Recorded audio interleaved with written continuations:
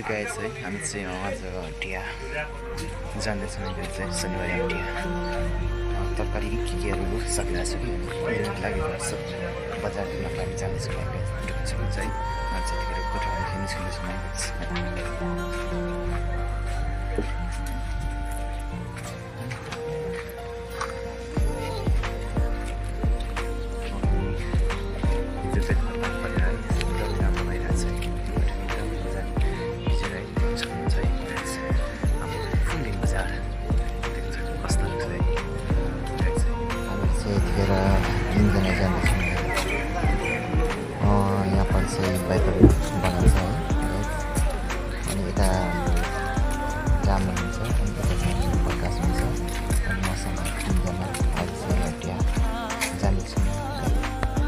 फुल बजारको बाटो जस्तै छ यहाँ देख्न सक्नुहुन्छ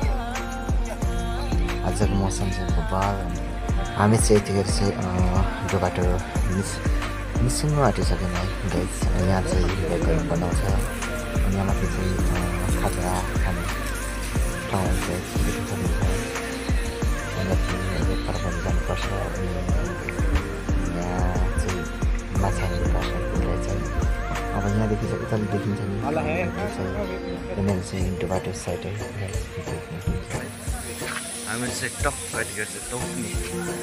आइपुग्यौँ है हामी चाहिँ अब धेरै चाहिँ छैन पर्ने भनेको अब त्यही हो यतिखेर चाहिँ बजार अगाडि त्यस्तो छ गाइस राम्रो छ भनौँ आज चाहिँ हिजो पानी परेर एकदम सुनसान र राम्रो मौसम सफा भइरहेको छ है यतिखेर चाहिँ फाइनली शनिबार हटिया आइपुगिसकेका छौँ है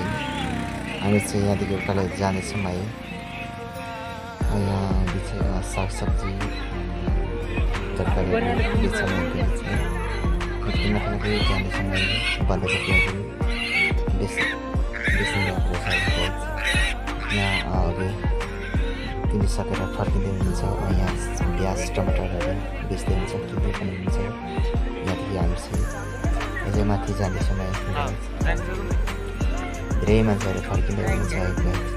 आज चाहिँ